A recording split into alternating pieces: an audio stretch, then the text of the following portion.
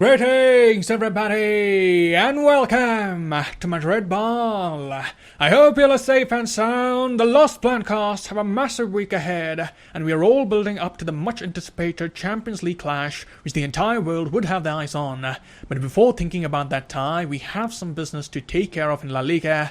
The Lost Plancast will travel away from home to play Villareal at the Estadio La Ceramica, and undoubtedly this is going to be a stern challenge for the league leaders. Real Madrid have a 6-point gap at the top of the table, and dropping points here would invite Sevilla to fancy the chances in the title race. So we need to show some consistency in the league. We have to put in an assertive performance, and if we can put up a good showing today, that would be a huge confidence booster and will give Real Madrid some much needed momentum, something that we haven't had in recent times. So in this video we would be doing the match preview of Real Madrid versus Villarreal. We'll go through the words of Carlo Ancelotti, and lastly we'll end this video by doing the match predictions. So come on, let's get started.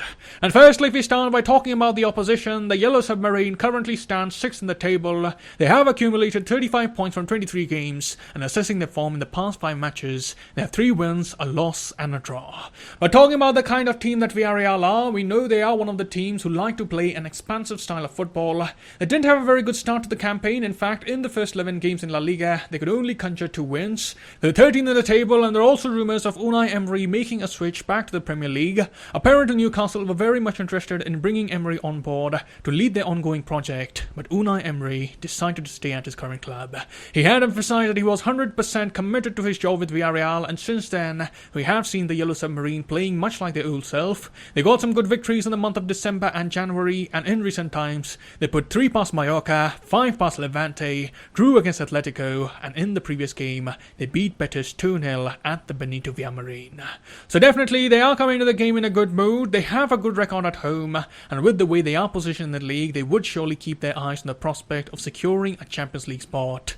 So this, as you see, has the making of a tight game. Unai Emery is going to miss one of the key men in attack. Gerard Moreno has been sidelined due to a calf injury that he picked up in the game against Betis. However, the coach will have other attacking options that he can count upon. Villarreal also secured Giovanni Lo Celso on loan, and he would be looking to replicate the productive spell that he had with Betis. So it would be interesting to see how the manager lines up. He could use the 4-4-2 formation. That is something that the manager has used in recent times. Villarreal also has the second highest defensive line after Barcelona this season. It's also worth noting that Villarreal against Betis had resorted to a counter-attacking style of football. They defended deep, and at times they even resorted to a back 5. Samuel Chukwueze would frequently become a part of the defensive line, so I won't at all be surprised if Emery uses similar tactics to take care of Vinicius Jr.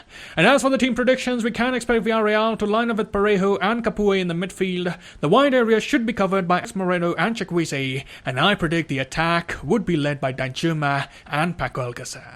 And coming to Real Madrid, this, as you see, is the squad list for the game. They would again miss the presence of Benzema and Ferland Mendy. Benzema missed training with the team yesterday, but Ancelotti did mention in the press conference that there's a good chance that Benzema would be available for the Champions League game. There is a bit of positivity, but Ancelotti has also mentioned that they won't take any risk if Benzema is not 100% fit. So it may be a touch-and-go scenario. We will be needing a most lethal striker for the big UCL night, and let's hope Karim Benzema would be back in time, leading the charge for Madrid. Moving on, let's hear what Ancelotti had to say in the pre-match press conference. He spoke about Luka Jovic and the motivation level of the players. But firstly, while assessing the opposition, Ancelotti said, Villarreal are doing very well, they compete very well, they're on a good run of form, and they've got quality in the team. It's going to be a difficult game like always, but we are confident of putting a good performance. Then the journalist went on to ask Ancelotti what he says to the players at this key moment of the season, and the coach responded, nothing much. The group of players is motivated to keep winning given what they have been through. Winning motivates you to win again. The reason they won so much in their career is that they are all very motivated. Then the coach was asked how Luka Jovic has been doing and what are the chances of him starting in the game. Ancelotti said, he's much better now that he's recovered from being out with COVID-19. He's training well and he did well in the game against Getafe. He's got a chance of playing tomorrow, but that will depend on how we approach the game. If we need someone clever in the penalty area, he will play. If we are looking for possession, someone else will play. Then Ancelotti addressed the questions regarding his playing style. He said, I adapt my playing style according to the players I have. For me, there are 2 main things in football, aesthetics and practice. Practice is a collective commitment as the team must fight and be committed, and the aesthetic part is for the players. If you have have players with quality, they have to show it. If you have these two things and you are able to combine both of them, you can be successful. Aesthetics are individual qualities. This is my personal opinion. And lastly, Ancelotti was asked to address the situation of Gareth Bale, and the coach was pretty elaborate in his response. He said, "My personal relationship with him is very good. He's committed. It's one thing to see something in training and another thing in matches. I see him ready to play. When I put him on, he'll be up to it. Some may say that I don't use him much, yes, but in the last 15 days, I have seen him playing with intensity, and I think he is ready to play."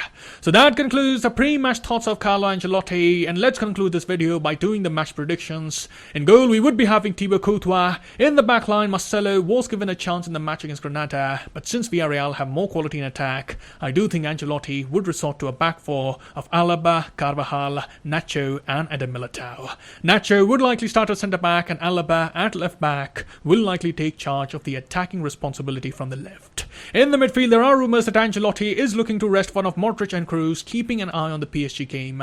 So I have this gut feeling that we may see Valverde playing right midfield with Luka Modric on the left and Casemiro in the defensive midfield role.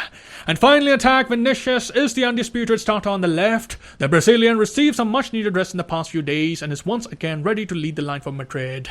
And I predict he would be accompanied by Luka Jovic and the hero of the previous game, Marco Asensio. So that, as you say, is my predicted lineup. And as for the scoreline predictions, I predict Real Madrid 2, Villarreal 1. And that is all I have here. Do let me know how you're feeling ahead of the game and what scoreline are you predicting right in the comments below. I'll see you soon. Till then, take care. Glory to Madrid. And as always, a la Madrid.